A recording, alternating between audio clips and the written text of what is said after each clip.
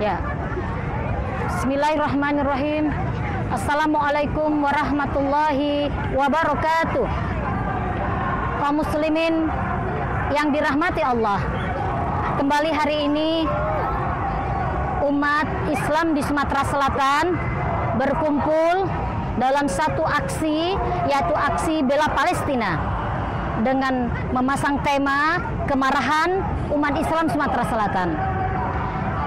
Kembali kita lihat bahwa aksi hari ini itu dipicu oleh ketika Presiden Amerika Donald Trump menyetujui kebijakan menjadikan Yerusalem sebagai ibu kota entitas Yahudi, entitas Israel.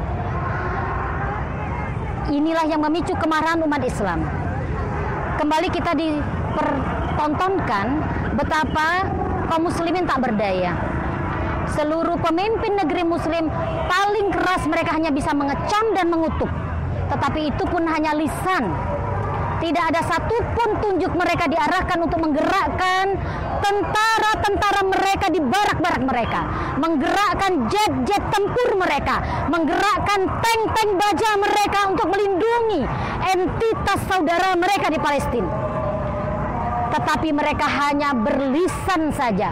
Padahal seorang pemimpin kapasitasnya bukan lisan.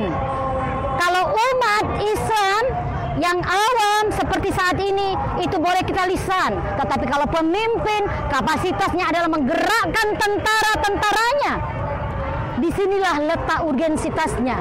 Inilah perlu kita menyadarkan kepada umat bahwa kenapa para pemimpin itu tidak bisa menggerakkan tentaranya membantu saudaranya di Palestina, karena mereka terikat dengan perjanjian internasional di bawah komando Perserikatan Bangsa-Bangsa yang hak vetonya itu ada di negara-negara besar Amerika Serikat, Cina, Eropa.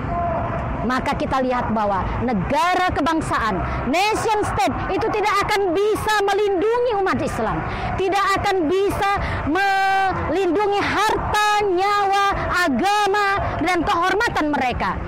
Satu-satunya harapan adalah kita kembali merapatkan barisan, meluruskan saf kita untuk fokus memperjuangkan, menghadirkan junah umat Islam sudah 90 tahun itu diruntuhkan oleh Yahudi laknatullah alaihi lewat Mustafa Kemal Atatürk, terakhir di kekhilafan Turki Utsmani. Inilah khilafah Rasyida Alamin Haji Nubuwah yang akan tegak kembali sebagaimana bisyarah Rasulullah lewat lisannya dalam sebuah hadis yang diriwayatkan oleh Imam Ahmad. Summa takunu khilafatan alami haji nubuwah.